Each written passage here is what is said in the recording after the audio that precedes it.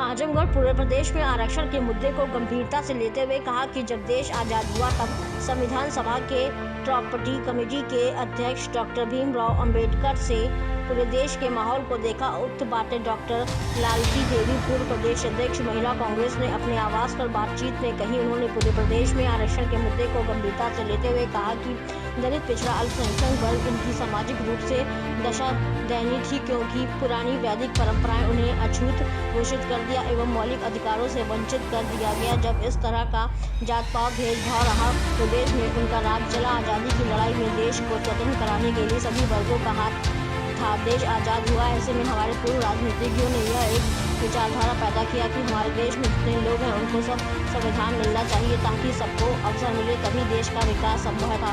जब देश का संविधान बना तब यह परंपरा रखी गई कि यह महसूस किया गया कि देश में सभी लोगों को सभी प्रकार के अधिकार मिलना चाहिए और उसी में आरक्षण की व्यवस्था की गई थी। वह पूरी नहीं हो पाई, यही उद्देश्य था, लेकिन वो लोग आरक्षण से वंचित रह गए। सबसे पहले अपना परिचय दीजिए। मैं हूँ कांग्रेस की कार्यकर्ता हूँ। मेरा नाम है डॉक्टर लालती देवी और मैं प्रदेश कांग्रेस महिला की अध्यक्ष रही हूँ। मैडम, आरक्षण के मुद्दे पे क्या कहना चाह रही हैं? देखिए, देश में जो आरक्षण लागू हुआ आज़ादी के बाद बड़ी उथल पुथल थी और समाज में बड़ा ही इतना भेदभाव था कि आधी से ज़्यादा आबादी बहुत ही निम्न प्रकार का जीवन जी रही थी। जब देश आज़ाद हुआ तो उसके बाद लोगों ने सोचा कि नहीं, हमारे समाज को आगे बढ़ना चाहिए, सबको सब अधिकार मिलना चाहिए, उनको पढ़ने लिखने का अधिकार मिलना चाहिए, सामाजिक अधिकार मिलना चाहिए। आरक्षण के पीछे सबसे ज़्यादा है उसका सामाजिक समानता का सम्मान, ये सबसे बड़ा उसका उद्देश्य था।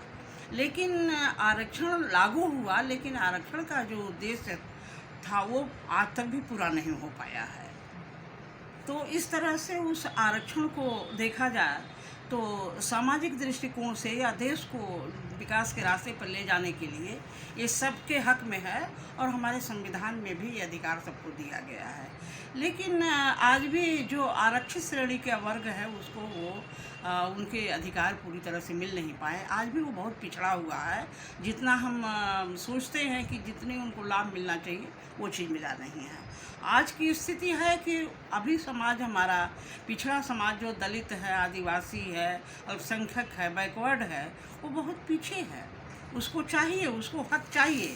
लेकिन आज जिस समय जो वर्तमान में जो सरकार चल रही है, केंद्र की सरकार, ये अपने एजेंडे के अनुसार से ये तो बीजेपी की सरकार आरएसएस चला रही है। आरएसएस के एजेंडे में है आरक्षण नहीं देना। दलितों को, अल्पसंख्यकों को, मूल जो यहाँ के निवासी हैं उनको अधिकारों से वंचित करके वो आजकल हिंदू राष्ट्र की कल्पना कर रहे हैं। हिंदू राष्ट्र में वही व्यवस्था वो चाहते हैं जो वैदिक काल से चली आ रही थी। मनु की व्यवस्था जो थी उस व्यवस्था को चाहते हैं। इसमें उन्होंने उनके अब तो पढ़ाई में भी आप देख रहे हैं, नई शिक्षा नीति हो गई तो नई शिक्षा नीति में भी उनको पढ़ने से वंचित किया जा रहा है। ये पूरी साजिश है कि ये जो निचले तबके को है इसको एजुकेशन से बिल्कुल बायकॉट कर दो, इनको हटा करके रख दो। ये वही व्यवस्था रखना चाहते हैं, क्योंकि शिक्षा ऐसी चीज़ है कि जब शिक्षा करेगा व्यक्ति जानेगा तो सवाल करेगा। अब इनको शिक्षा से वंचित कर दो, सवाल ही नहीं करेंगे। तो इस तरह की बातें हो रही हैं और आरक्षण को पूरी तरह से ख़त्म करने की साजिश हो रही है। क्या चाहती हैं आप, क्या मांगे? देखिए, जो हमारे देश के जो आज़ाद कराने वाले लोग थे, जो समाज में जो हमारा संविधान है उसके निर्माता थे, उन सभी लोगों की ये विचारधारा थी जिसमें महात्मा गांधी से लेकर डॉक्टर अंबेडकर साहब से लेकर अब्दुल कलाम आज़ाद, सरदार पटेल, पंडित जवाहरलाल नेहरू, बहुत से लोग थे, विद्वान थे। वो चाहते थे सबकी राय से ये आरक्षण की व्यवस्था की गई। उसके पीछे तो बहुत बड़ी कहानी है। पृथक निर्वाचन की मांग हुई, पृथक निर्वाचन के बदले ही कि वो न हो, इससे देश बटेगा, उसको बचाने के लिए आरक्षण की व्यवस्था की गई। लेकिन आरक्षण के पीछे जो हमारा मूल उद्देश्य था वो पूरा नहीं हुआ है। हमारा यही कहना है कि जो समाज पिछड़ा तबका है उसको उसके हिस्से के अनुसार उसको मिलना चाहिए।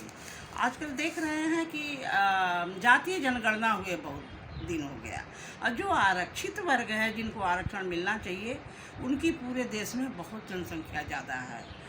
आप मोटा समझ लीजिए कि 85% के करीब वो हैं और बाकी वो लोग हैं, और 50% में आरक्षण है। लेकिन इनकी संख्या ज़्यादा है और इन लोगों का एक विचार है कि भाई जिनकी जितनी संख्या भारी उसकी उतनी हिस्सेदारी। तो इस तरह से आप देख रहे हैं तो वो हो नहीं पा रहा है, और बार बार ये पिछड़ा तबका और दलित और वंचित तबका जो है वो चाहता है कि जातिगत जनगणना हो, और उस जनगणना के हिसाब से इस समाज में, इस देश में जिसकी जितनी संख्या है उसके हिसाब से उनको भी उनको हक दिया जाए, उनको अधिकार दिया जाए।